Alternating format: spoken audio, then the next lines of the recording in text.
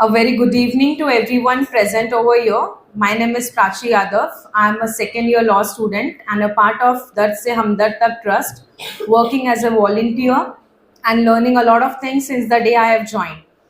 It's an honor to welcome all of you to today's insightful lecture organized by our trust. Now I would request Ms. Yashita Sawant to give the introduction of Dard Se Hamdard Tak Trust.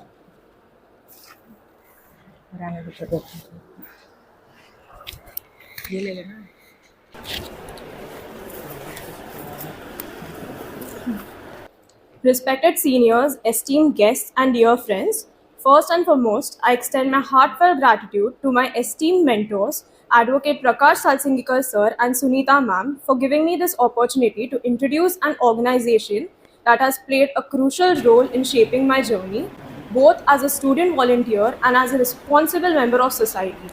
Founded by three highly respected legal minds, Shri Prakash Salsingikar sir, Srimati Sunita Salsingikar ma'am, and Shri Ravindra Lokhande sir, this organization was established with a singular mission to provide legal aid to the most vulnerable sections of society, particularly those who have been languishing in prisons for years without legal assistance. Secondly, to spread awareness of the laws that can help prevent individuals from ending up in jail. Despite being only 2 years old, Dard Se Hamdard Tak Trust has set a benchmark by providing legal support to over 650 needy prisoners. It has also organized numerous lectures for law students and advocates, fostering legal awareness and professional growth. Now, stepping into its third year, the NGO has launched India's first ever initiative, Legal Aid on Wheels, with the motto Vakil Tumcha Dari. This initiative aims to reach a wider section of deprived individuals who cannot afford legal representation. The NGO has been also providing free legal advice and assistance to senior citizens. Examples include a 66-year-old Jewish nationality woman who received help after suffering abuse, and an 86-year-old man who was assisted with a harassment issue from his society. With over 75 dedicated volunteers working across various courts of Mumbai, Pune, and other areas of Maharashtra, our team regularly visits Arthur Road Jail, Yerwada Jail, Thane Jail, Bhaikara Jail, Akola, and Taloja prisons to assist prisoners in need. Taking this mission a step further, the NGO has also established mobile legal aid clinics outside Thane and Arthur Road prisons, offering free legal guidance to the families of prisoners who struggle to navigate the legal systems. Beyond individual legal aid, the Dard Se Hamdard Tak has actively contributed to the greater good by filing various public interest litigations on social issues, addressing systematic injustice, and advocating for necessary legal reforms. The impact of our volunteer advocates speaks volume, whether it's securing bail in a murder case within just 7 days of receiving their sanat, or successfully defending an accused in a POXO trial, leading to acquittal.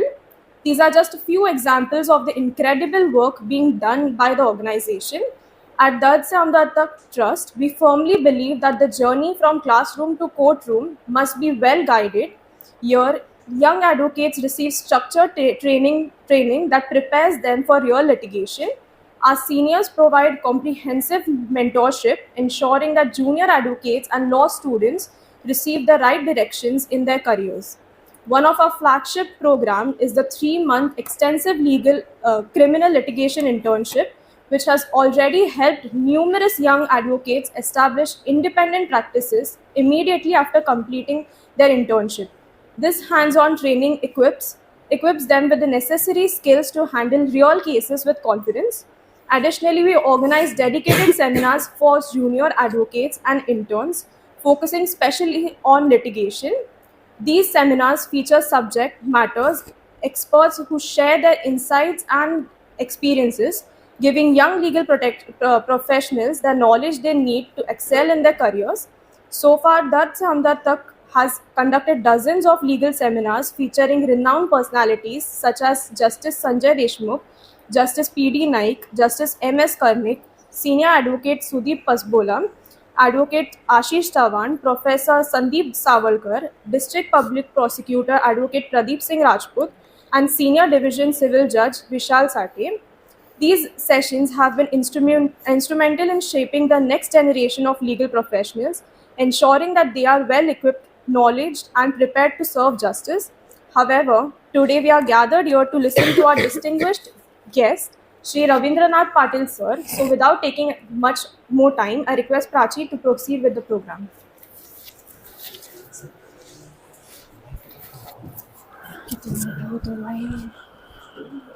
Thank you so much, Yashita, to let us know in brief about the trust. Now I would like to introduce our mentor, Advocate Prakash Salsinivar sir.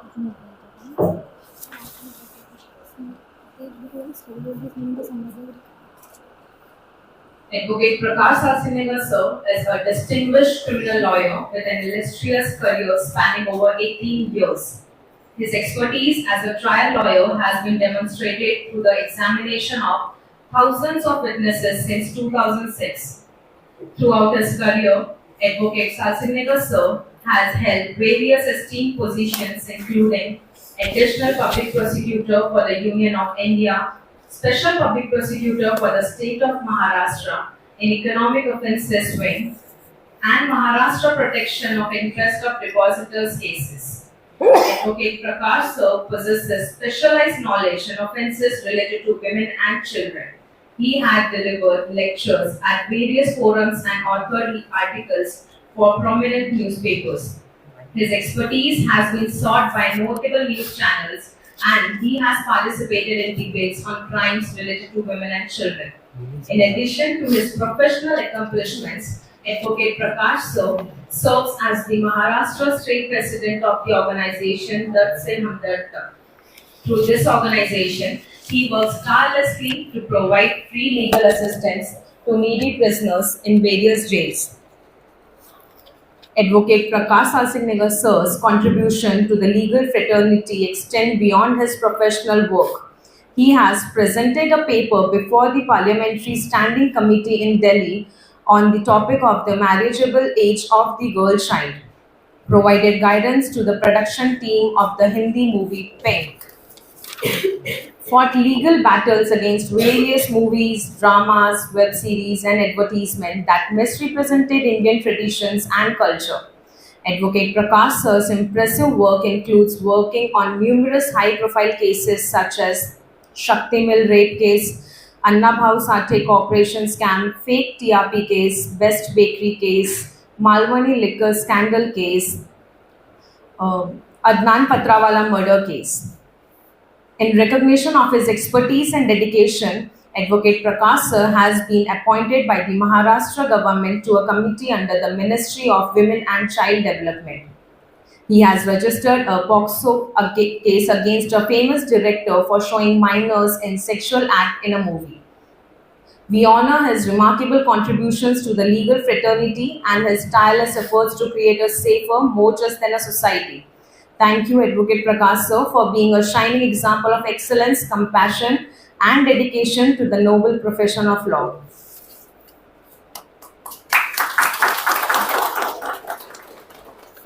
Now I would request Ms. Aditi Bora to give a brief introduction about Shri Umakant Mitkar sir.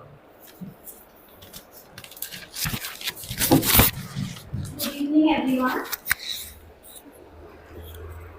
We are incredibly honored to have with us today a distinguished individual who has dedicated his life to serving justice and supporting social causes. It is my privilege to introduce Shri Umakant Mitkar ji. Shri Umakant Mitkar ji serves as a respected judicial member of the State Police Complaint Authority of Maharashtra State, where he upholds the principles of fairness. Beyond his official duties, he is a passionate social activist, deeply committed to making a positive impact on our community. Shri Mitkar ji has been the recipient of the International Buddha Peace Award and demonstrating his national prominence was also awarded the Gaurav Shri Samman by the Honorable Governor of Telangana. We at Dard Se Hamdard Tak Trust are especially grateful for his unwavering support. He has been a true well-wisher and a significant force behind our various activities. His dedication to our cause is invaluable. Furthermore, he is a dear friend of our main speaker, Advocate Ravindranath Patil ji, a testament to his strong personal connections and a commitment to those around him. Please join me in extending a warm welcome to Umakant Mitkar ji. We now invite Shri Umakant Mitkar ji to the podium to provide us with an introduction to our keynote speaker, Shri Ravindranath Patil ji.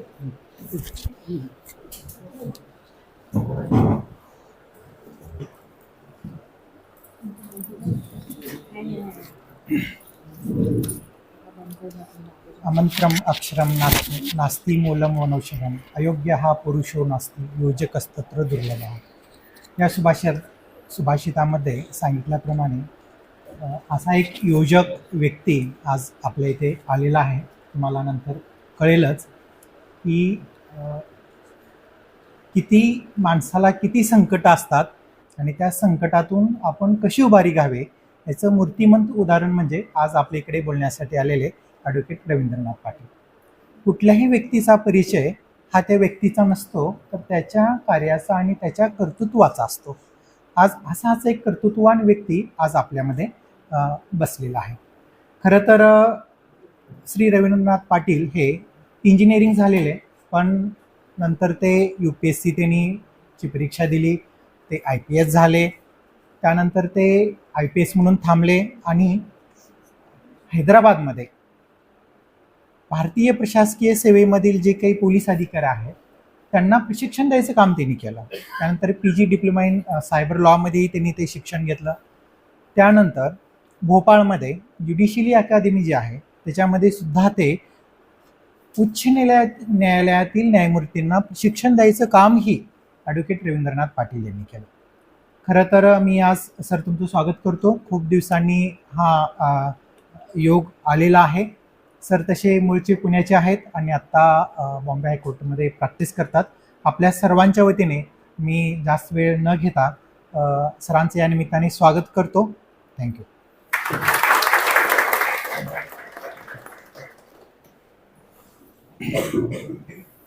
Now I would request Shri Advocate Ravindranath Patil sir to put light on the above topic. Kindly join us on the dais.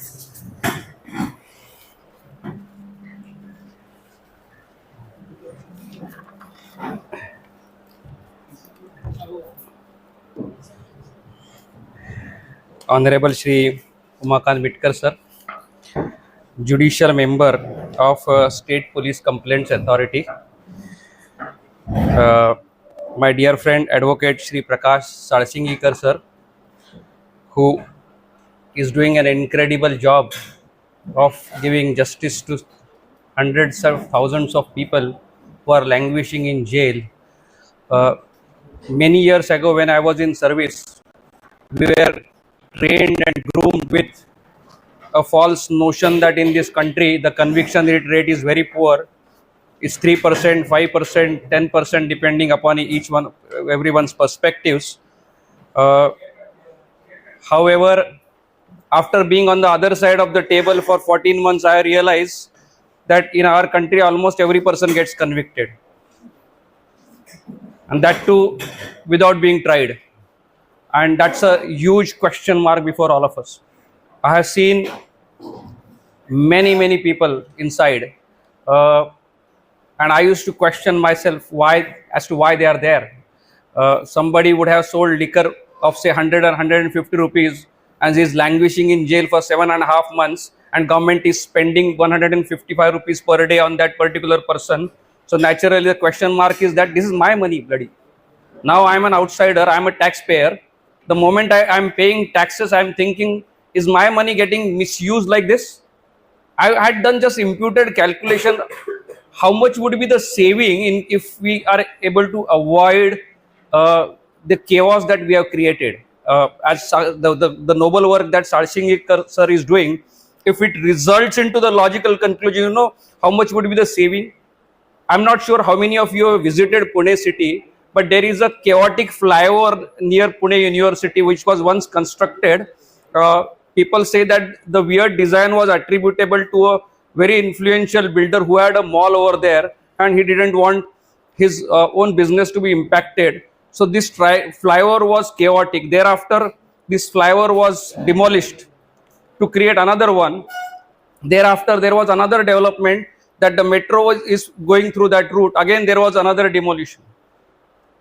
I can bet you, my dear friends, if we are able to clear the chaos in jails, every year we can construct a new flyover without imposing an additional tax upon people. That much would be the saving. So, naturally, the kind of work Salsingekar sir is doing, and under his aegis, you all are learning or getting into these particular activities. Honestly, this is the responsibility of the state. I was under trial. I was sitting inside, and I had read one article that one ex Supreme Court Chief Justice had mentioned that we are proud to say that India is running the biggest or the largest legal aid system in the world. Now, this was an English newspaper. I converted, I translated it into Marathi. Most of the prisoners started laughing. Now, we don't want to become a symbol of laughter. Ultimately, this is a feedback, right? Something happened at Delhi High Court was a feedback. 2 days ago, I received a call from Honorable Union Minister, former Union Minister Suresh Prabhuji. And he went through my book and he could remember a few anecdotes. He said, when I was reading that article about some cash found in a judge's house in Delhi High Court, and thereafter there was a report by the fire department that sorry, no such cash has been recovered. And wittily he was telling his wife that this is like Eroda jail, you know, that you find marijuana in a monkey cap, and thereafter the jail officials prepare a report that some Saint bottle has been found inside the monkey cap and not the marijuana, and that's how the case is closed. So I have written that particular story in my book, and he could recall that he said it is sad story that whatever is happening at the jail entry gate and whatever is happening in the courtroom or in the house of a judge, there is nothing to differentiate. So that's again a digression, I would say. Long story short, it's an incredible honor of mine to be here, to be part of this august audience, and particularly addressing those who are a great hope. I don't have hope from my generation, but at least I can be hopeful about the next generation. And I distinctly recall that when I was a college-going kid in 1996, Kiran Bedi madam had come to Pune, and she delivered a speech, and she said that I am not hopeful from my generation. I can at least hope from you. Now I am compelled to make the same statement. There was a famous economist named Geeta Krishnan. He was a great man with a very positive energy. In 1997, the Union government had formed an expenditure reforms commission, and most of the budgetary changes that happened from 97 to 2004 during Vajpayee era and before that during the Indra Kumar Gujral era were from that Geeta Krishnan committee's report, and that committee was known as Expenditure Reforms Committee. In 2002, when I was in Mussoorie Academy, Geeta Krishnan sir had come to Mussoorie with this note. Then we'll move to Bitcoin issue, which is a very complex and very interesting issue. He said, look, for 3 decades, I spent time in government mismanaging the administration.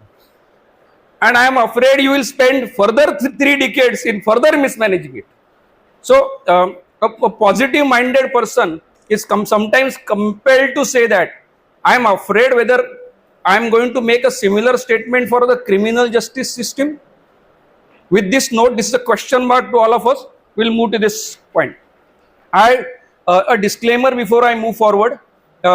If you can allow me to move, because so that I can also read the slide. I have not by-hearted it. Yes, I have written it, I have typed it, but yes, sometimes I can refer to specific details. Look, I have not attempted to make it technical. I have not attempted to talk like a technocrat. Yes, I have been a technocrat before I became a lawyer. But that's not today's objective. Now let's compare Bitcoin with gold before I move forward. How many of you know how gold is smelted? From where do you find gold in India? What is the smelting process of the gold? How the beneficiation is done? What kind of chemicals are used in that? How it is refined? How many of us know? We don't know. Many of us don't know. I am a metallurgist, I know somewhat. But we know what is the intrinsic value of the gold. We know how to make good ornaments out of gold. We know how to do trading in gold. We know what are gold exchange traded funds. So that's a utilitarian view. So I have a request. I'll restrict myself to utilitarian view unless you suggest me to get into the technicalities. Okay? Next. So let's begin with the end in mind. I am mindful of the time because I am late. I was actually worried that somebody would make a nasty comment that even if you have become a lawyer, you haven't forgotten the old habits of police officers of coming late. But thanks for not saying this. Here, am I audible? Yes. Okay. So let's comprehend the fact that cryptocurrencies are here to stay. If anybody is still in misbelief or disbelief that sorry, after 6 months everything is going to be closed, I've been hearing since 2009. The first investment I did in cryptocurrencies was in 2015. You know how I did? There was a very enterprising IT secretary of Maharashtra. His name was Rajesh Agarwal.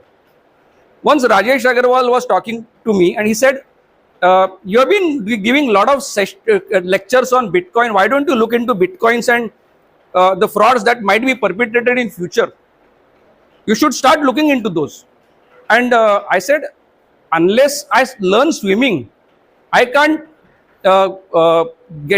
comment on how a person may be drowned. Correct? So I should be understanding the entire life cycle of Bitcoin. Then only I will be confident of talking about the frauds in Bitcoin. He said, go ahead and buy one. And at that time, he told that he had purchased one Bitcoin at 68,000 rupees. One Bitcoin, what is today's value? Around 1 crore. So he bought one Bitcoin at 68,000 rupees. That motivated me. By the time I bought it, it was 1.2 lakh rupees. And then I called him, sir, is it too late? Okay, so that's what is happening in crypto. It's growing exponentially. So it is here to stay. Secondly, we should understand that not just India, every country in the world is going through to be or not to be. That's kind of scenario. Well, countries have comprehended with that. Countries have attempted to learn and attempted how to navigate, mitigate, manage it. So when you know that, sorry, you have to live with Bitcoins, then you start managing the Bitcoins, correct? Third is to understand what are the implications at a high level, how we can understand as lawyers or budding legal practitioners where we are heading towards. Okay, next. And go back previous. So this is how I have structured it.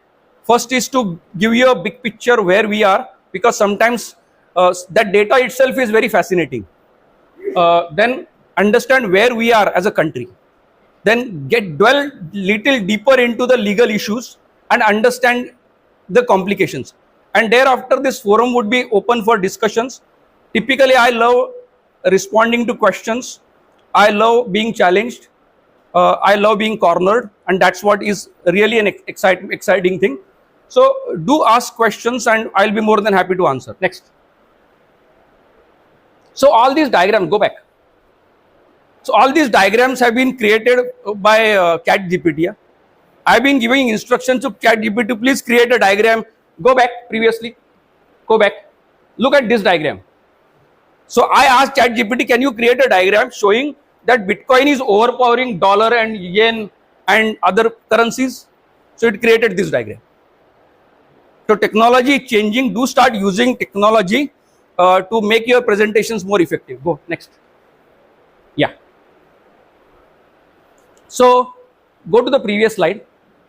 Yes, hold. you will see that there are few people sitting on computer systems, and so they are generating something. So they are actually mining this activity. So it's a computer programming. Now go to the next slide. See, on 31st of October 2008, someone came up with an idea. Now this is an era of great ideas getting into actions. Now you have an idea. You are just publishing one paper. There are still debates going on across the world whether this complex program of Bitcoin was done by one person or a group of persons. At this moment, the richest person in the world is Elon Musk. But probably fifth or sixth richest person is one whose identity is not known to me, because he created an idea. People know blockchain, correct? People know block. People don't know what is chain. Why it is chain? Because it is showing that we define electronic coin as a chain of digital signature. Now getting slightly into technicalities, just showing that each owner transfer the coin to the next by digitally signing the hash of a previous transaction and public key of the next owner, adding to the end of the transaction. That means I am using the outcome of first transaction and I am also linking with the second transaction. That's how it creates a chain, and that's why it becomes impregnable. That's why they are claiming that it is just humanly impossible to hack into the blockchain network. So that's how he had showed this diagram. Next. And what is the outcome? So there is a man who had presented this idea before the world. He registered the domain bitcoin.org. He got the copyright of Bitcoin. Right now he owns around $100 billion, and we still don't know who the man is. We still don't know. How many Bitcoin he owns? Approximately 1 million Bitcoins. How many Bitcoins are there, will be there at the end of this programming? 21 million Bitcoin. How many Bitcoins have been mined at this moment? Around 19.75, 19.8 million Bitcoins. So less than a million Bitcoins or around a million Bitcoins are yet to be mined. But this man already holds 1 million Bitcoins as his royalty. So that's the power of an idea. Next. Yeah. Now understand the big picture where we are. Go. So the global market capitalization of cryptocurrencies across the world is around $2.88 trillion. The Honorable Prime Minister has vowed to make India as a $5 trillion economy, correct? So we are somewhere around 4.3 trillion, and Bitcoin is around two-thirds of India's economy as on today. Not Bitcoin, cryptos as a. Now, how much is Bitcoin? Bitcoin is around 58.5% of total market capitalization of all. So Bitcoin continues to dominate the market capitalization. Okay, next. Globally, wait. Globally, there are 13,000 cryptocurrencies, and this is where lawyers have to think. This is a very serious statement for lawyers. There are 13,000 cryptocurrencies in existence, around 13,200 to be precise, out of which only 9,000 are active. What happens to rest 4,000? Anyone's guess? Probably fraud. Probably somebody has pumped money. The person was duped. Huh? Anything. There was a guy named Amit Bharadwaj who had floated a cryptocurrency named MCAP. Okay, so that means out of 13,000, 4,000 are non-existent cryptocurrencies. They don't have value. So that kind of fraud does exist in cryptocurrencies, particularly the altcoins. Then there are around 217 known crypto exchanges across the world. What is the daily trading volume? More than 100 billion. And that's where we are. Okay. So please remember this number, 430 million crypto users in the world. Means how many? 43 crores. बरोबर आहे. आता Indian किती असतील थांबा जरा. याच्यामध्ये Indian किती असतील, कारण शेवटी आपल्या धंद्यापाशी यायचंय. हा तरी एनी गेस?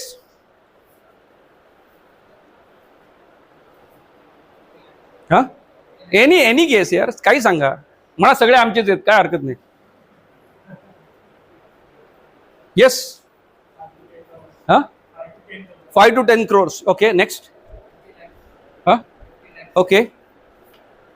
बॅक बेंचर्स जे मोबाईलवर बघतात ते मला फार आवडतात. हां येस प्लीज. नाही हरकत नाही ना, क्वेश्चन कळला ना, उत्तर द्या. अच्छा ठीक आहे. हां any last guess before I move forward? Okay go to the next slide.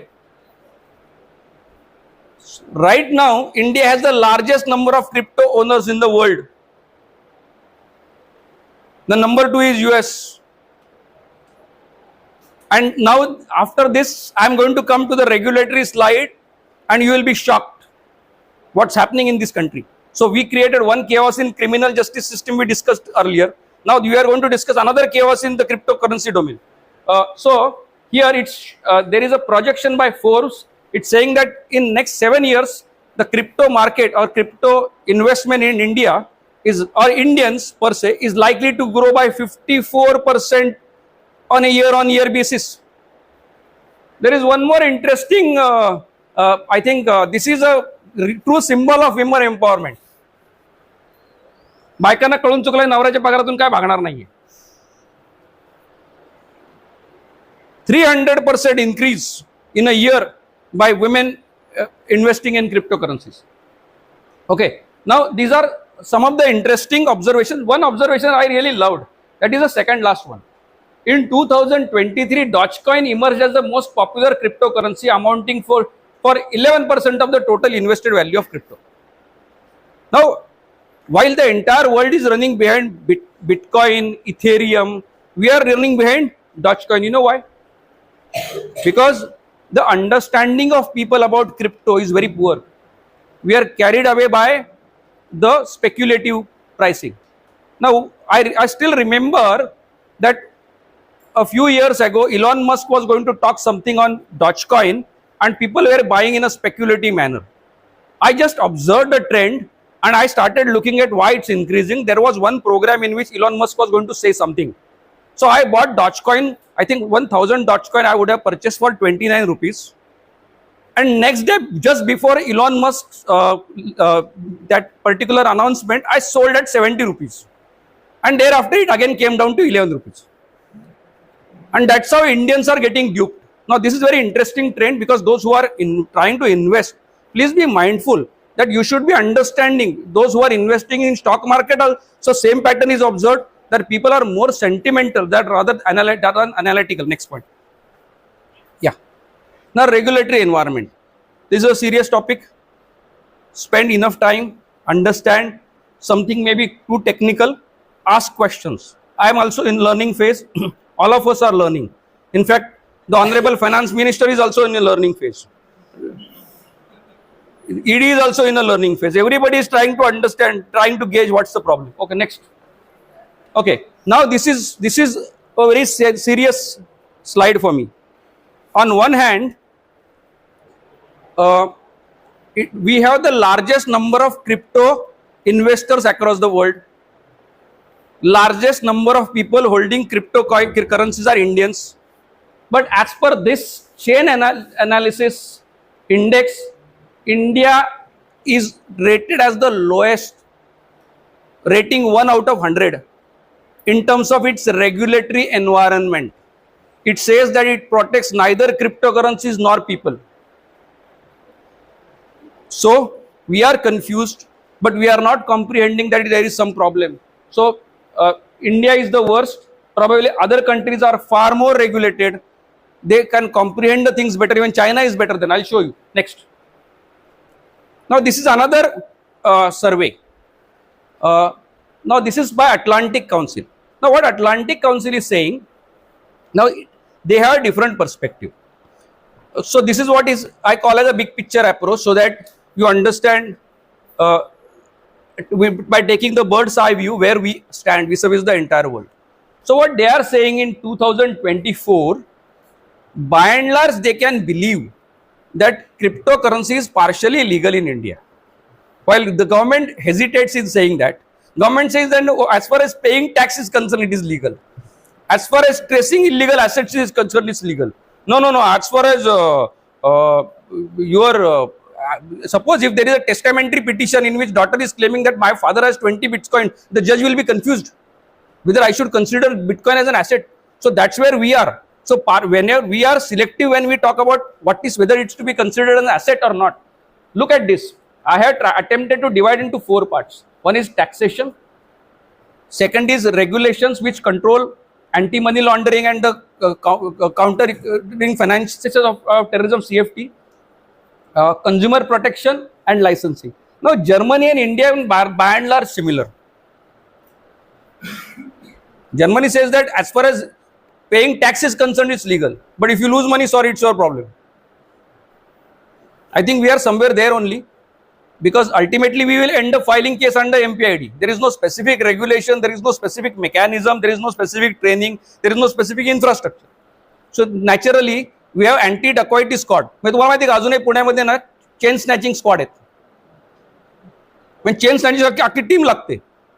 आणि सायबरची केस आली तर म्हणतात साहेब शनिवार आहे गणपतीच्या मिरवणुकीला ड्युटीला पाठवले. अरे चेन स्नॅचिंग स्क्वॉडची माणसं 24/7 असतात. पाकिटमार स्क्वॉड असेल, गुंडा स्क्वॉड असेल, बट सायबर स्क्वॉड नाही आमच्याकडे. And that's why the cyber criminals are going berserk. Similarly, in crypto also, people have confidence. By and large, we can do anything and get away with that. This is what world thinks about you.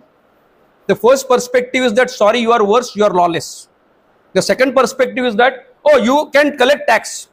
You can call me a criminal based upon the money laundering legislation, but you cannot protect your own people if they are duped. So that's what is the world perspective. Now go to the next slide. Yes, this is what summarizes by and large how the crypto has moved over a period of time, or the regulatory environment has shifted. So I can trace it that first in 2013 there was a warning of RBI about investing in cryptos, because RBI essentially wanted to protect its people from a fraudulent scheme. But thereafter, the first crypto exchange was opened in India. So that means despite this RBI warning, the Bitcoin investment has actually flourished. Then in 2016, there was a demonetization. People had a lot of cash. And earlier, we had perspective that, okay, police are corrupt, doctors are corrupt, engineering squad is corrupt, the revenue department is corrupt. 2016 gave us a new perspective. Banking system is corrupt. Every government bank, private bank, everybody was involved in a financial fraud. So one of the reasons why demonetization did not succeed or reach to the expected level of success is because bank officers were in connivance. And one of the offshoot of that was pumping or transfer of money for buying cryptos. So the major beneficiaries during that period were the crypto exchanges. Then in March 2018, a ban was suggested by the CBDT. RBI came up with a guideline in April 2018 that banks should not support crypto exchanges. So they didn't say that crypto is banned. They have stopped the banking support to crypto. From July 2018, it was implemented. Next. But in March 2020, Supreme Court declared it as unconstitutional. It's very simple, because what Supreme Court said that cryptocurrency is not a currency, it's an asset. If it is an asset with intrinsic value, suppose it's a land, whether RBI has a jurisdiction in land? No. Then how can RBI have jurisdiction in bitcoins? If it is not a currency, then RBI has no jurisdiction. So it is the prerogative of the state to do that, which was fair. So RBI's ban was declared illegal because you are transgressed, you are exceeded your authority in doing that. Thereafter, the central government said, no, we will come up with a bill. We will regulate it. How we will regulate it? We will bring crypto exchanges under SEBI, which would have been a great move. Unfortunately, this bill is not passed as yet.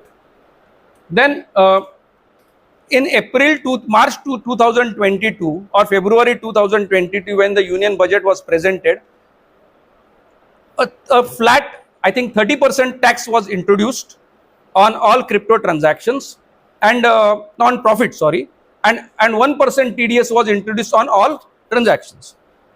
Thereafter, for the first time in the history of this country, on 1st of April 22, in Income Tax Act, there was something introduced known as virtual digital asset. So for lawyers, let's understand. Whatever you are talking about as Bitcoin, Ethereum, Dogecoin, out of these 13,000 cryptos, legally they are virtual digital assets. So that's what is coming under the Income Tax Act. Thereafter, in March 2023, under PMLA particular section, if I am not mistaken, section 2, say SA, something like that, I'm going to talk about that section as well.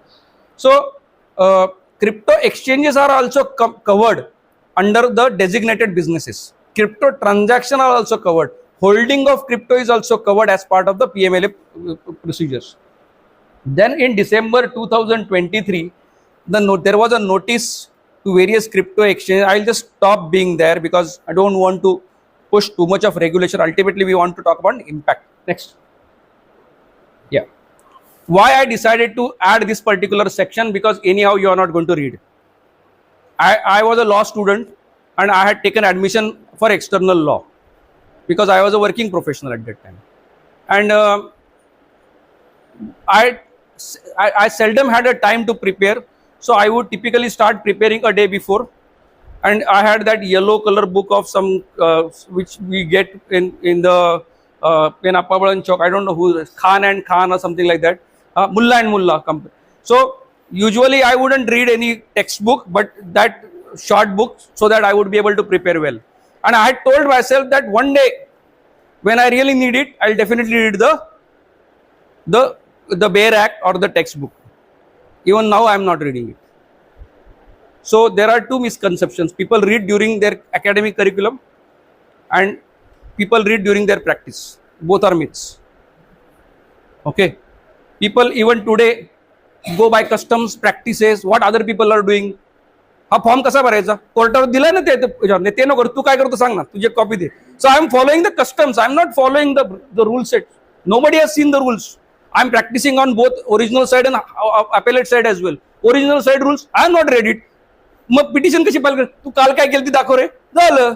So that's why I thought that this is the last opportunity in your lifetime to read this particular statute. So let me read a few parts.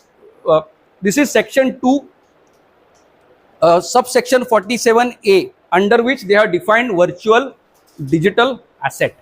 Now, why it's important? Because when you interact with your clients, this may be for taxation related matters, PMLA related cases, because the cases are not just related to crime. There may be far more implications. Quite possible in matrimonial cases also, wife will start alleging, no, my husband has 20 bitcoins, please divide. So who knows where the bug is going to stop. So it's what it says, any information or code are very technical. But the point that I have highlighted, something that is providing digital representation of a value. तुम्ही जेव्हा share बाजारात share विकत घेता आणि तुम्ही बघता की माझ्याकडे टाटा स्टीलचे 50 शेअर आहेत, तेव्हा तुम्हाला तुमच्या वॉलेटमध्ये फक्त टाटा स्टील आणि 50 दिसतं. तुमच्या हातात पेपर असतो का? नो. तर this is a digital representation of a value. Okay. Then the promise or representation of having an inherent value. म्हणजे I have given you something, okay, and I have promised that it has a value. ती आहे की नाही मला नाही माहिती, but somebody has said that it has a value. Then next, or it functions as a store of a value. For example, this is a beautiful painting. Somebody is saying, okay, you buy this token we call as a non-fungible token NFT, and from tomorrow onwards this is yours. So that means this token that you are holding is equivalent to that particular painting. So it's saying that it functions as a store of a value or a unit of account, including its use in any financial transaction or investment. They are trying to make it very broad. How many of you understood? हात वर करा. Okay, how many of you have not understood? हे typical Indian उत्तर आहे बरं का. Understood म्हटलं तरी हात नाही वर करायचा, नॉट अंडरस्टूड म्हणजे हात नाही वर करायचा. आणि मी मुद्दाम विचारतो, कारण मला माहिती आपण काहीच नाही सांगायचं, मतच नसतं मला. युपीएससी इंटरव्ह्यू मध्ये जायचं, सर्वात उत्तम इंटरव्ह्यू कोण देतो? आमच्या काळात ना, आम्ही फार कॉम्प्लिकेशन काळात वाढलो. म्हणजे आमच्या काळात 370 कलम होतं, राम मंदिर बांधलेलं नव्हतं, त्यामुळे आम्हाला काय होतं, त्या काँग्रेसचं सरकार केंद्रात होतं, नाही केंद्रात नव्हतं, हा 2004 होतं केंद्रात, पण महाराष्ट्रातही होतं. त्यामुळे सगळं सेक्युलर वातावरणात वाढलो आम्ही. त्यामुळे आम्हाला तिथं जाऊन शिकवायचे, मग बाबरी मशीद बांधावी की नाही बांधावी, आम्हाला छातीत पेन व्हायचा. हो म्हटलं तरी मार्क काढतील, नाही म्हटलं तरी मार्क कापतील. सो बेटर उत्तर बघा कळलं. सो सिमिलरली हे मला कळलंच नाही. We are make it. Now I am going to show you how US lawyers, law makers draft their. Next. आता बघा USनी काय, internal revenue service of US. See their definition. Virtual currency is a digital representation of value that function as a media of exchange or unit of account and a store of value other than the representation of US dollar or foreign currency. What is simple? कळलं ते develop country काय, तर आम्ही developing country. आम्हाला अर्थच नाही लागू द्यायचा. घोळून घोळून घोळून घोळून द्यायचं. So this is very simple. This is how. That's why they are having clarity about. म्हणून तर तुम्हाला सगळ्यांना प्रिंट आउट दिलेत बघा. मला माहित नाही की सगळ्यांना मिळालं की नाही. Do read it. There are lot of questions and answers. ते म्हणतात FAQ दिलेत. Have you ever seen FAQs in our policy documents? म्हणजे ते they have so much of clarity of what they want. एक डॉक्युमेंट क्वेश्चन ओव्हर, सगळे प्रश्न आजही आम्हाला उत्तर देतात. Next. This is the second document which is important for all of you. Beyond these two documents, there are no other regulatory important regulatory milestones that at this moment control cryptos and crypto exchanges.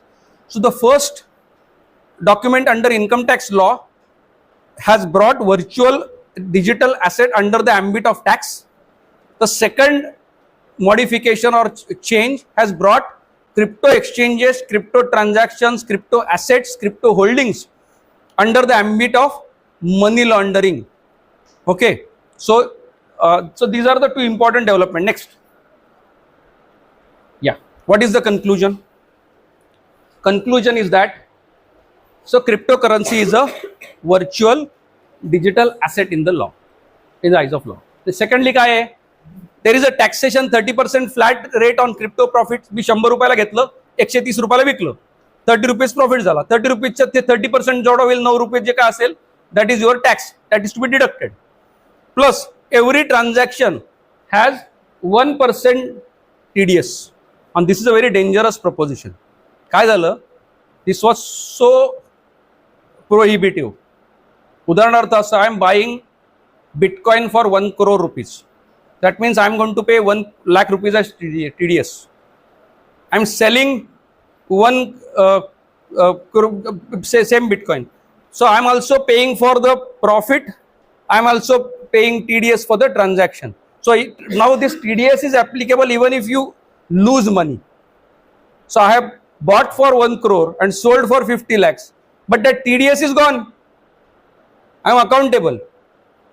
This particular provision is highly prohibitive. So people actually were worried not because of the tax but because of the TDS provision. Now I am going to come to the next part. What are the implications? Now let me spend only 5-7 minutes, then I will keep this forum open because I would like people to ask more questions rather than I make continue with my monologue. Next.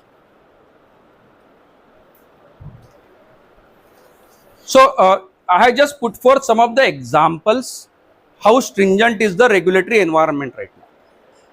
Now, crypto was one of the great ways of inviting FDI in India. In fact, there was one large FDI that came in India in the form of, if not CoinSwitch, Kuber or CoinDCX in Hyderabad, a large FDI. Similarly, there was an opportunity of getting investment, large investment from Binance, but look at the regulatory environment. So they were asked to register with FIU, and immediately there was a huge sanction. So these are some of the prohibitory steps showing that we ourselves are not clear as to whether we want cryptos or not, whether we are comprehending the fact that we have around 10 crore people holding cryptos or not. If you do not provide them opportunity to buy and sell, ultimately it will result into money laundering. Absolutely, because I'm holding, it has a value. So I'm anyway going to sell in the market, just that you're going to lose the tax. And that's what exactly, next go slide. This is a study not by me, but by Nalsar University of Law. What they say? They are saying that after we implemented crypto tax, the trading volume on Indian exchanges was reduced by 97%. While as per Forbes report, crypto buyers are increasing by 45% and 97% volumes on the exchanges are going down. What does it mean? That means people are investing in illegal exchanges. People have started trading in cash. म्हणजे आम्ही गुटखा बंदी केली आणि काय केलं, सगळ्या organise टोळ्या आणल्या, बरोबर ना. म्हणजे जो गुटखा नॉर्मली मिळायचा तो आता सगळे भाई लोक विकतात. So there are people holding cryptos. There are no adequate, there is absolute fear of law, fear of over taxation or scrutiny under PMLA, which is actually pushing people into illegal crypto transactions. And that's what they are saying indirectly. Now what they are saying, it has resulted into a significant financial loss. Now as against the revenue that you want to earn by means of TDS, by means of flat 30% tax on the profits, you actually ended up losing 59 billion Indian rupees. No, I'm not saying this. Nalsar is saying this. They have done empirical study. They have calculated it. That means this money has gone out of our exchequer. This has resulted into illegal transactions. Now this is a bigger worry.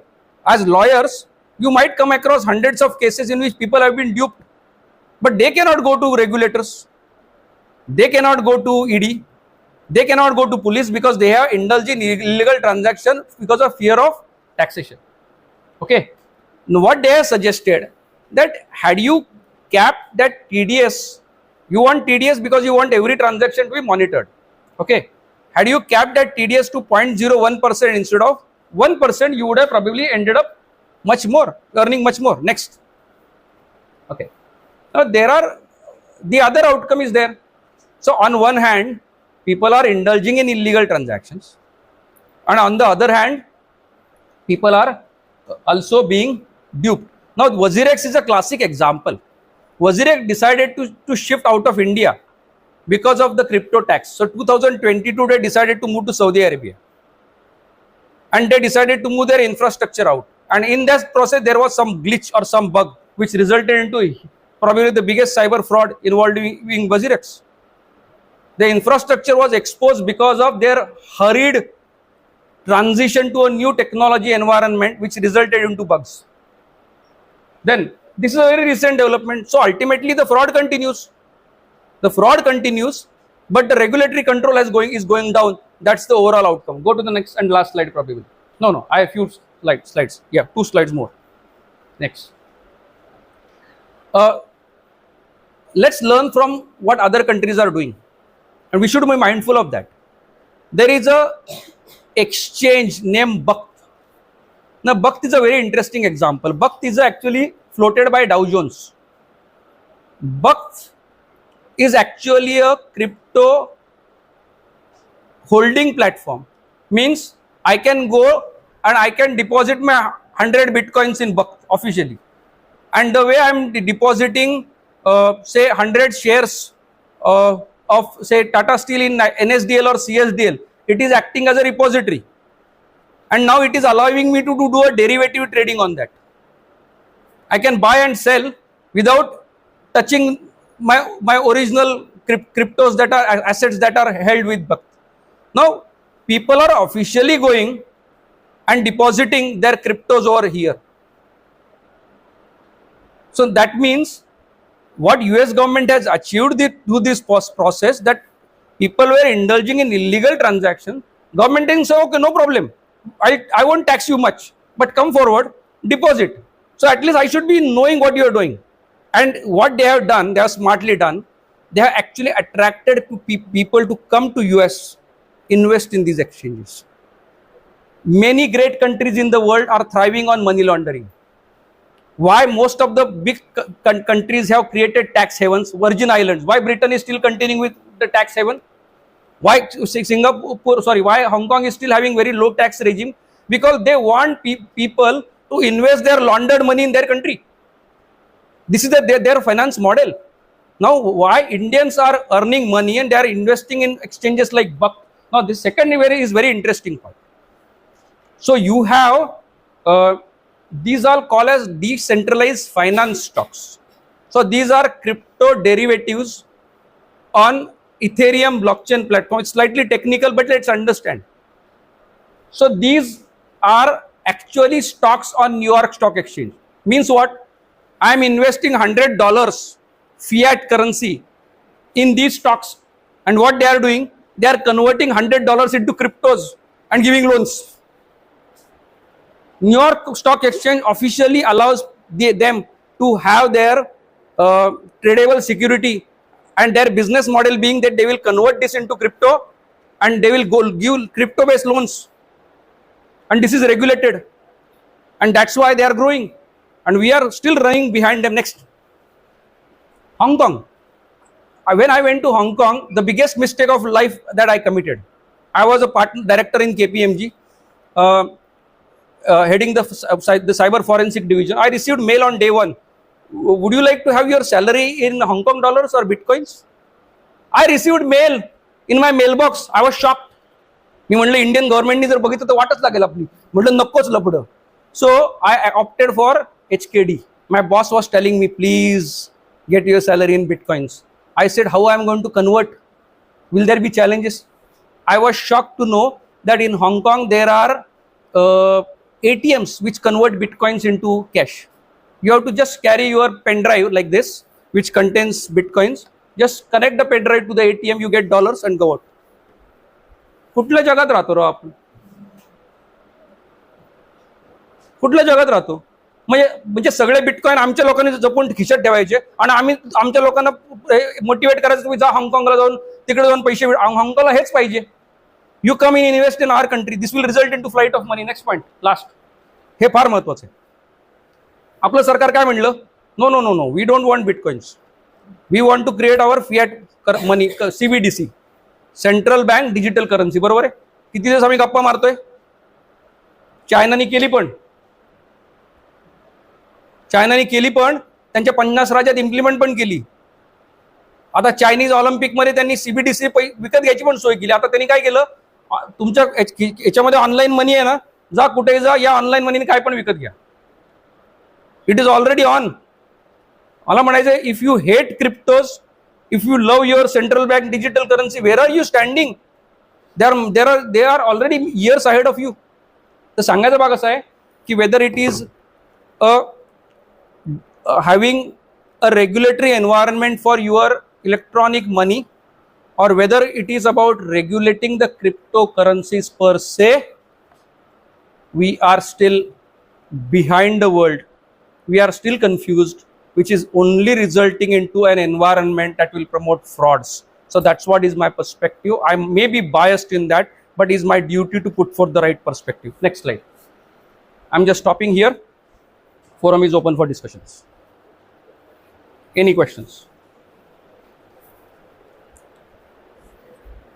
Sorry, I should have finished by 6 o'clock. I'm late.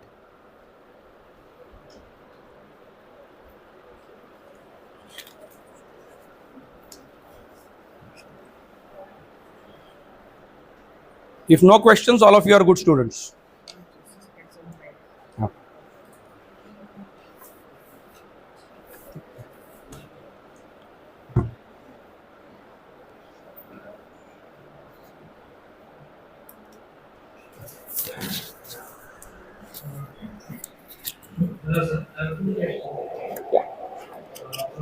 Video record होतोय त्याच्यात there is limit on Bitcoin 21 million. So what is basis that? And another is how Bitcoin is different from other cryptocurrencies, Ethereum or Bitcoin. What are the benefits of Bitcoin with other currencies? Thank you, sir. Uh, Again, I will try not to be technical. Why 21 million bitcoins? Because Satoshi Nakamoto created that program. So now he was not regulated by RBI or US Fed, so he decided that okay, this is the program, and these are the finite number of mathematical calculations that the program will be able to do, and that's why the transaction limit is 21 million. And the way it is defined, that there is a similar to what you have a half-life span for a radioactive material, there is something called as halving process. Means what? At every block, how many bitcoins are going to be mined? That mining, the number of bitcoins that are getting mined will be halved after a particular number of blocks. And not after a particular number of years. After a particular number of blocks getting mined. So that period is defined, and that's the reason earlier, suppose per block, if suppose 50 bitcoins were getting mined, thereafter it resulted into 25 bitcoins per block, thereafter it resulted into 12.5 bitcoins, then 6.25 bitcoins. So that's how it will go down, and simultaneously the mathematical program is becoming more and more complex. I have investigated one crypto case in which the accused had purchased a mining farm in China with a mining capacity of 100 feta hash. Now 100 feta hash is too technical for you to understand, but for a common man's view, 100 to consume that kind of 100 feta hash mining power, you need electricity worth 4 megawatt. Okay. Now he had created 4 megawatt electricity plant just to run that, and he used to mine around 12.5 bitcoins a day. So when people ask what is the intrinsic value of Bitcoin and how it is decided on 2 points. One, the electricity that is consumed plus the infra cost plus the human cost, that is the imputed cost plus the notional value. Similarly, in share you have a face value plus a notional value, together decides the market value of shares. Similarly, in bitcoins, probably 25 lakh rupees per bitcoin would be the electricity consumption today, and the notional value is 75 lakh rupees. That's why together the value is 1 crore rupees. So that's what the first question. Second is about how Bitcoin is different from other currencies. So right now, when Bitcoin was created, they created only one blockchain, that is Bitcoin blockchain. Sorry, हे माझं personal दुनिया है. It's my private villa. Nobody should enter. Then somebody came up with a smart idea that bloody I would create a channel and you can just loop in. If you want, you can use my channel only. I'll rent it out, and you can just tag on, and that tag on activity is known as smart contract technically. So I am creating a blockchain. You just connect and create your own coin and run it on my blockchain. मी माझा रस्ता वापर, हा भाड्याने देतो तुला. Simple. So that's how Ethereum concept came in. Okay. Now there is also a slight difference between mining and burning. That's why people say that Bitcoin is the only cryptocurrency that is not environmentally sustainable. Extremely unsustainable crypto movement is Bitcoin. But other currencies are slowly moving into the environmentally sustainable activity, because they are using the same internet network and nothing more gets converted by using the mathematical program. So right now there are 3 or 4 chains which are very popular for creating additional cryptos or using derivatives. One is Ethereum blockchain, second is Tron blockchain, third is Solana blockchain, and usually suppose I have a cryptocurrency and I want to sell. It is possible that I can sell that crypto using blockchain A, blockchain B, blockchain C simultaneously. म्हणजे साधारणपणे तुम्ही जर online transaction करायला लागला तर विचारतो ना तो की तुम्हाला गेटवे कुठला पाहिजे, बिल डेस्कचा गेटवे पाहिजे का, हा पाहिजे तो पाहिजे विचारतो ना. Similarly you have multiple gateways. आता होतं काय की this is suppose the blockchain of, मी थेरॉटिकली सांगतो तुम्हाला, this is the blockchain of Tron. There is another blockchain of Ethereum. समजा तुम्हाला एकच पर्टिक्युलर कॉइन भविष्यामध्ये या ब्लॉकचेन त्या ब्लॉकचेनला पाठायचं, you need a bridge program. So त्यानंतर हे ब्रिज प्रोग्राम तयार झाले आणि आताचे सगळ्यात मोठे जे फ्रॉड होतात त्या ब्रिज प्रोग्रामवर होतात. कारण या ब्रिज प्रोग्राममध्ये विकनेस त्यामुळे क्रिप्टो इकडनं पाठवलं जातं पण तिकडे पोहोचतच नाही, मधल्यामध्ये कोणतरी काय करतं. Okay, so these are technical, highly technical issues. फक्त समजून घेण्याचा भाग असा आहे की other chains are more amenable to adding further. हे म्हणजे तुम्हाला उदाहरण सांगतो की USDT और USD टिथर, हां, हे क्रिप्टोकरन्सी जी आहे आणि इथेरियम क्रिप्टोकरन्सी आहे, एकाच ब्लॉकचेनवर चालतात. त्यामुळे त्यात तुम्हाला एकच वॉलेट आयडी मिळतो. तो वॉलेट आयडी टाकला की तुम्हाला दिसतं की याच वॉलेट आयडीवर तुम्हाला इथेरियम पण आहे, लाईट कॉइन पण आहे, तुम्हाला त्यानंतर USD टिथर पण आहेत. So under one wallet ID you can see multiple cryptocurrencies because it's a same blockchain, just that you are using different smart contracts to have your own separate cryptocurrency. Okay, sorry me slightly technical zalo, but the question was like that. You had one question. Sir, how one can be able to recognize the original cryptocurrency which are running in the market? Original cryptocurrency. Okay, I can say that more than 9,000 is currently active cryptocurrencies are there. So, how one can be able to recognize the bogus one? Usually you apply the same formula that you are applying to share market. In share market, you recognize into 3 parts or 4 parts. One is your Nifty 50 or BSE 200 blue chip shares. Second layer is large cap shares. Next is mid cap shares, and then after that there can be anything else.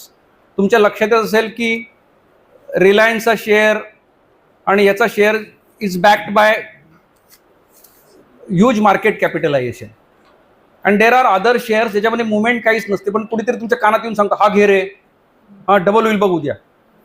बरोबर आहे. Same thing is applicable for cryptos also. Those who are investing in large caps, those who are investing in the top blue chip cryptos, they are very safe. पण लोकांना काय होतं माहिती आहे का, आदत से मजबूर होतं, म्हणजे ये दिल मांगे मोर होतं. म्हणजे बिटकॉइन आत्ता मी विकत घेतलं तर पुढच्या वर्षी 2 कोटी होईल तर 1 होईल, पण कुठे सांगता दुप्पट कशाला, तू ते घे ना तिप्पट होईल. माझ्या दुपटीने भागत नाही ना, हा प्रॉब्लेम होतो. So you need to be careful on that. I would suggest की there is a website known as CoinGecko, GECKO, which can show you the market capitalization of that crypto, trading volume of that crypto, and its international rating vis-a-vis other currencies. So you can refer to that and then decide की okay कोणीतरी suggest करते पण यार पहिल्या 5,000 मध्ये दिसतच नाही currency, कशाला घेऊ. Need to be careful on that. Yeah. Sir, how government will be able to keep track on that the said currency is not going to be used in the terrorism related activities or in any other illegal activity, such as if there is any drugs deal and they are going to pay by using the cryptocurrencies?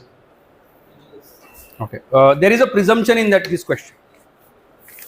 When Pablo Escobar was running his entire cocaine network, was he using bitcoins? Because bitcoins were non-existent during that time. He was using US dollars. When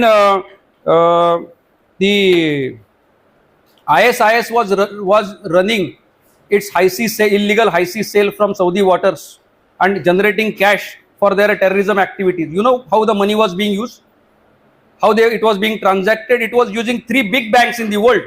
One was JP Morgan, second was Standard Chartered Bank, and third was HSBC. No bitcoin. Did we stop using banks? Did we stop using cash? No, the problem is not Bitcoin. The problem is that particular movement of drugs. So there are forward and backward linkages around those drugs. You control that. Bitcoin is virtual, drugs are not. तुम्ही म्हणता bitcoin, मी 100 bitcoin देऊन अख्खं cocaine विकत घेतलं, पण cocaine येणार truck मधनं ना, आम्ही काय झोपा काढतो का, आम्ही पण लावून झोपतो. सी, and let's understand the problem is that we are not able to track the network. म्हणजे तुम्ही एक पुस्तक वाचा, कोब्रा नावाचं एक पुस्तक आहे फ्रेडरिक फोसेटचं. त्या पुस्तकामध्ये म्हणजे मी माझं पुस्तक लिहिण्याआधी अनेक वर्ष फ्रेडरिक फोसेट वाचायचो आणि तेव्हा मला ती सवय लागली सगळं समोर उभं राहिलं पाहिजे. तर तुम्हाला असं वाटेल की तुम्ही वरती कोलंबियाच्या जंगलामध्ये असं वरती आहात आणि तुम्हाला अख्खा दिसतोय कोका प्लांटेशन कसं होतंय, तिथून कसा पोचतोय, फ्रान्समध्ये कसं जातोय, कुठून लपून पळतोय, entire network you will be able to know. मग तेव्हा तुमच्या लक्षात येईल this government cryptos have only made these transactions complicated. Okay, now it's important to comprehend that either you ban completely or you say that you are regulating it. If you want to regulate it, you should ensure that all the bitcoin should be in the ambit of law. तुम्ही म्हणणार bitcoin मी regulate पण करेन, तुझ्या असा tax लागेल चला तुमच्या पुढच्या 50 पिढ्यात कोणाला बिटकॉइन नाही घेता आलं पाहिजे. Nobody will come to public domain. See, you should not be punishing your common man. The problem is that the way you are making your laws, that you are making it impossible for a common man to come into the tax net. That should not be my policy. If I see, Ratan Tata used to preside meetings in Tata Group. Every time people would come with some fantastic ideas, Ratan Tata would say, "Is it my responsibility to invent something new? Why can't I look at the best models across the world and implement it right away? Why do you expect me to experiment everything over here?" R&D doesn't mean that I should be inventing every time. There are so many great inventors across the world. Learn from them. So I believe that our country should look at the top 20, 30 best regulatory models across the world. Implement. Dr. Babasaheb Ambedkar, when he brought Constitution, when he referred to multiple documents. Somebody made a nasty comment against him that it's a copy. Babasaheb Ambedkar said, even if it's a copy, it's a great copy. So you make a great copy now. Who has stopped you from doing that? And that's how you make your country great. So I have a belief that if you want to regulate, ensure that you create a regime which is trusting and not distrusting people. Do not make common man a criminal, otherwise people will be encouraged to get into the illegal network, which will make the things difficult to comprehend or know. So that's what is my suggestion. And there are countries, if Hong Kong can manage it, if US can manage it, why can't we? That's what is my solution. Yeah. Sir hello. Yeah. Sir private wallet आणि एक्सचेंजच्या वॉलेटमध्ये difference काय कुठल्या? दोन टाईपचे जे wallet आहेत त्याच्यामध्ये difference काय mainly? दोन टाईपची वॉलेट मला सांग ना. सिक्युरिटी वाईज कुठली वॉलेट? एक्सचेंज वन असतं आणि तुम्ही जे सांगितलं ते बक्त नाही सी एक्सचेंजला तर वॉलेट आहे. बक्त मध्ये काय करतोय, you are doing this in exchange, you are actually trading bitcoins. Here you are going and storing your bitcoins. They will remain there. Okay, so you are creating a pool, you are getting interest out of that. Okay, now that you are using hedging for doing a derivative transaction. So that means the transaction will not happen on bitcoins. The transaction will happen on the tokens that they are going to provide to you for derivative trading. त्यांनी काय होतंय, त्यांनी तुमचं tension गेलं. आता माझं bitcoin safe आहे, it has a value. म्हणजे माझं सोनं ठेवलंय मल्लापुरम गोल्डमध्ये, त्यांनी मला पैसे दिलेत, मी पैसे खेळतोय. ओके, माझं सोनं तिथंच आहे. माझे जेव्हा पैसे प्रॉफिट होईल तेव्हा मी देऊन माझं सोनं घेऊन येतोय परत. So they have allowed me to do a hedging. So you should actually go to the website of Buck and follow that model. It's a very interesting model. Somebody has thought over it. जगातलं सगळ्यात safe wallet कुठला म्हणता येईल तुमच्या ह्याच्याप्रमाणे? तिथे investment करायला पाहिजे. Look, असं आहे की my trust has been belied many times in the past. I used to consider Bittrex as a great wall exchange. I used to know the owners of WazirX very well. I used to interact with them quite a few times. But again, WazirX was hacked. I still have a belief that Nishchal Shetty and his team, they are doing great job, because there have been quite a few IITians and other intellectuals who are working there. So they may be good people. But it is possible that they are still under risk. At this moment, follow top 3 exchanges. Out of which 2 I know, that is the Binance, and second is OKX. There are when you want to do exchange transactions, Many a times people say that if you want to buy through exchanges, but don't keep in exchanges. So I'm buying with my credit card on Binance. I'm keeping my crypto in my wallet, which may be a hardware wallet or a wallet which is stored on my computer system, which I'm keeping it safe. And I'm only taking it to public domain when it is required. You know where Satoshi Nakamoto is keeping his 1 million bitcoins? No one knows. So that's how you should be. No one knows where they are. Only people have tracked and said that we can vouch that there is no movement of these 1 million bitcoins. They are still there. Okay. Yeah. One last question and we'll stop. Yes. जेव्हा तुमचं presentation ऐकलं तर सुरुवातीला असं वाटलं की लग्न करावं की न करावं अशा पद्धतीने एकदा करूनच बघावं, पण आपल्याकडे तर पैसे नाही आहेत, मग काय करावं? जसं बचत गट असतो तसे 100 लोक गोळा करावे, 1-1 लाख रुपये गोळा करून 1 करोडचा बिटकॉइन घ्यावा. तर भविष्यात अशी शक्यता आहे का की लोकांना असं फ्रॉडमध्ये लोकांकडून पैसे गोळा केले जातील, बिटकॉइन घेतला जाईल आणि त्याच्यातून त्या लोकांची फसवणूक केली जाण्याची शक्यता आहे? जसं छोटे मोठे इन्व्हेस्टर्स असतात, बचत गट असतात, त्या बचत गटामध्ये पैसे गोळा केले जातात, अशा पद्धतीचा फ्रॉड होण्याची शक्यता अशी मला असं जाणवतंय की आताच काही दिवसापूर्वी एक पत्रकार मला भेटले होते.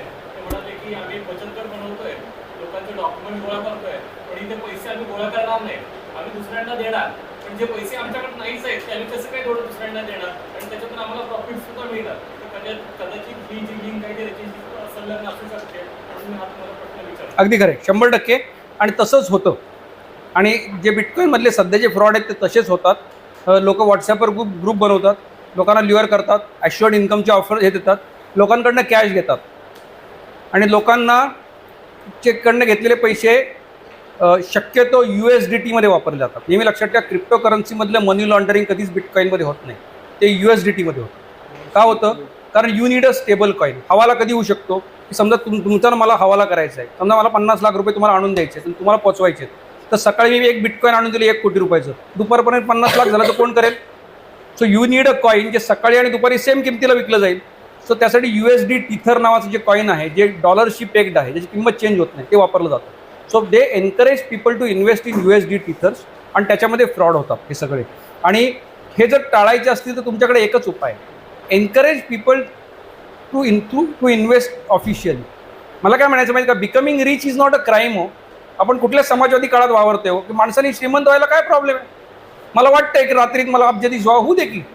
मी चोऱ्या माऱ्या करून होणं आणि मी काहीतरी प्रॉफिट कमवण्यात काही फरक आहे का हो? हां, जर हाँगकाँगमध्ये मला म्हणतात की 10% प्रॉफिट ठेव, बाकीचं तुझ्याकडे राहू दे, तर वी शुड बी रिअलिस्टिक. जर ते नाही झालं तर pulling frauds are very common. तुम्ही म्हणता होण्याची शक्यता आहे की ते ऑलरेडी होत आहेत. ओके, 2 लास्ट पीपल ज्यांनी हात वर केला तर क्विक फास्ट. हां, येतो मी. Yes.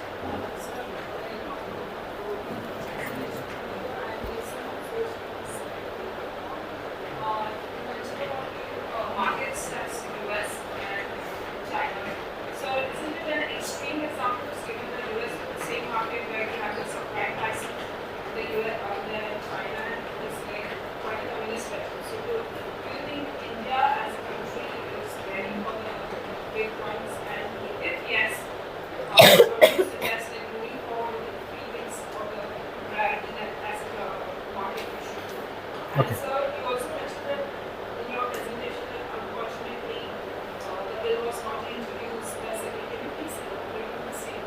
Okay, I'll come to the first question first. Let's comprehend that if India is not ready, Indians are already ready.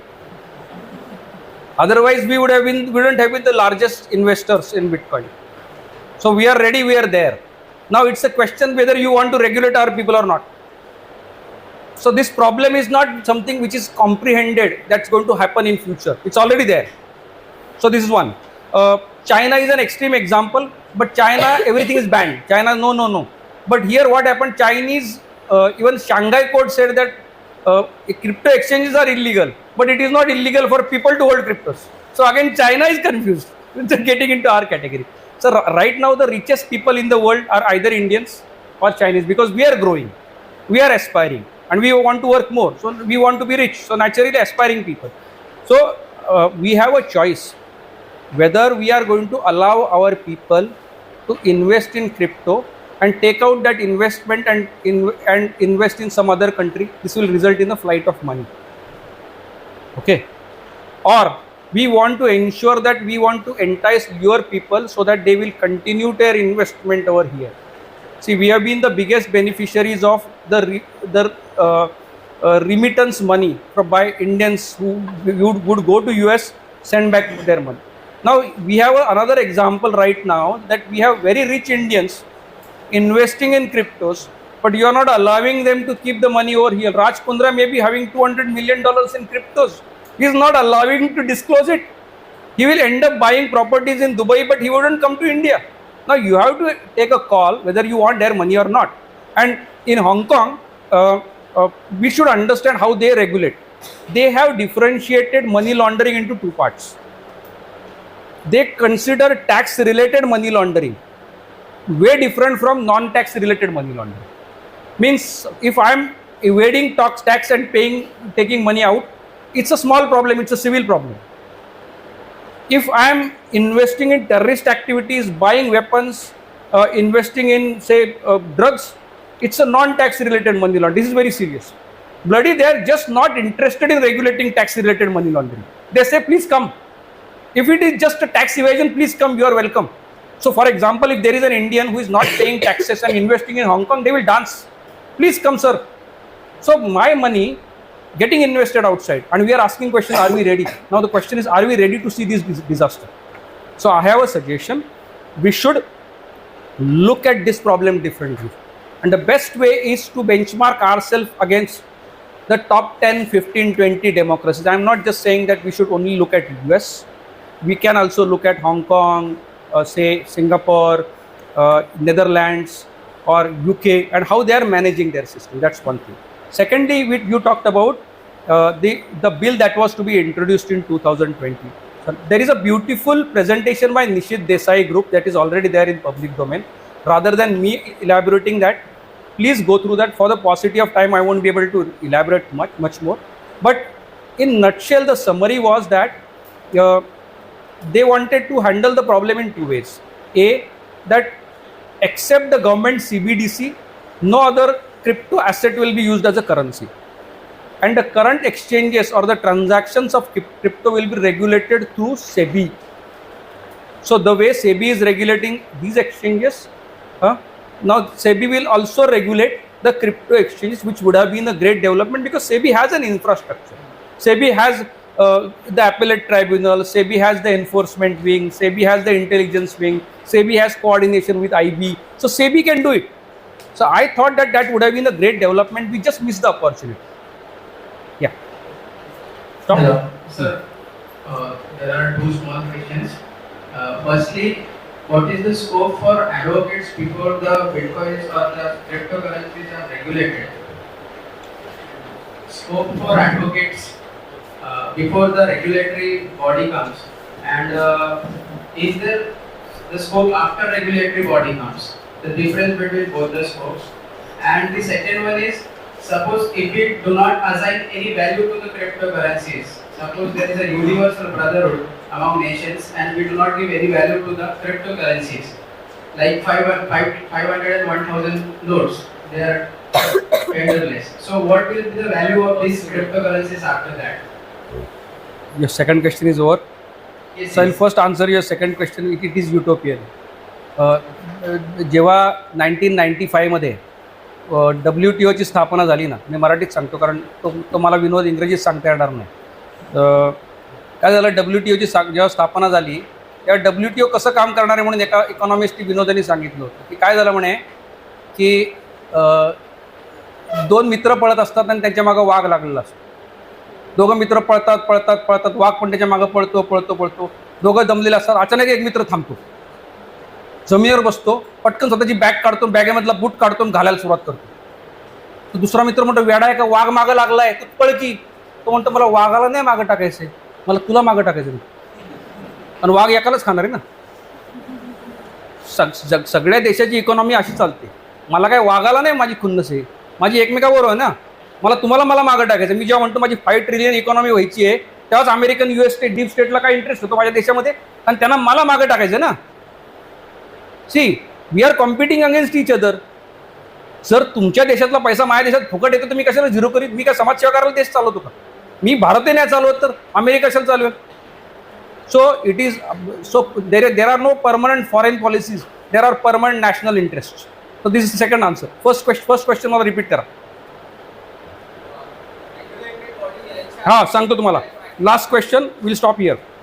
हे बघा की आत्ता you know that under income tax law bitcoin has a, so it is defined as a virtual asset. So you clearly have a case before income tax authorities. It will be disclosed and there will be tax implications. So those who want to get into taxation, so you clearly have an opportunity. You don't need to wait for new regulatory body coming in.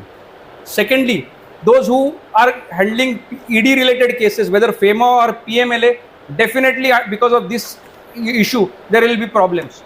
And other regulatory bodies are getting into picture. I have already shown you that financial intelligence unit impose penalty.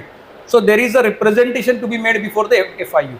I can assure you, the way because of our stringent regulatory environment, there will be more and more frauds in cryptocurrencies, and there will be need of more and more lawyers who will use the way our dear friend has told, how multiple people were asked to pool resources, that money was invested into Bitcoin. This is a classical case of MPID. Sir, is that right?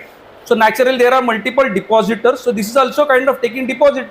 And so till there is a clear regulation coming in picture, you can always take advantage of the existing regulation, extrapolate virtual currencies to that, use your additional knowledge and start giving services to your people. Don't wait. Thank you.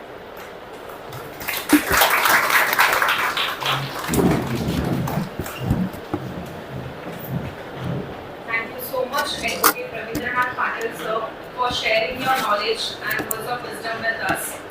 Now I would request Ms. Swati Singh to give a word of thanks.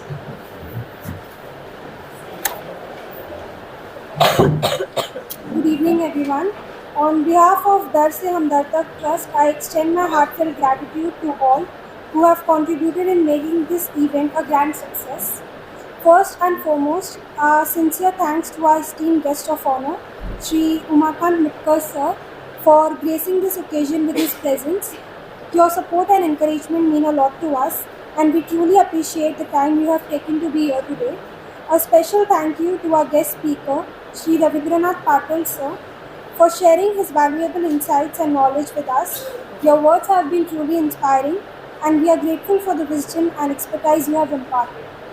We also extend our heartfelt appreciation to Advocate Prakash Salchingarkar sir and Advocate Sunita Salchingarkar ma'am, whose support and guidance have been instrumental in organizing this event. Your contributions have made a significant impact, and we deeply value your presence and assistance. I would also like to extend heartfelt gratitude to Advocate Omkar Patil sir. I would also like to thank all the organizing committee members, DSHT volunteers and participants who have worked tirelessly behind the scenes to ensure the smooth execution of this event. Your dedication and hard work have not gone unnoticed. Last but not least, a big thank you to our wonderful audience for being a part of this gathering. Your enthusiasm and active participation have truly made this event meaningful. Once again, thank you all, and we look forward to many more such enlightening gatherings in the future. Thank you.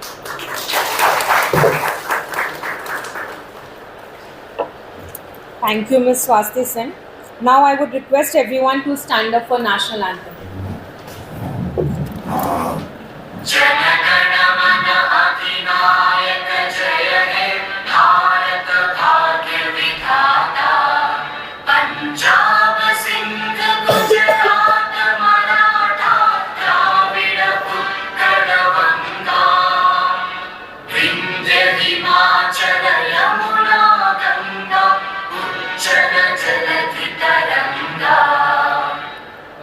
Shubh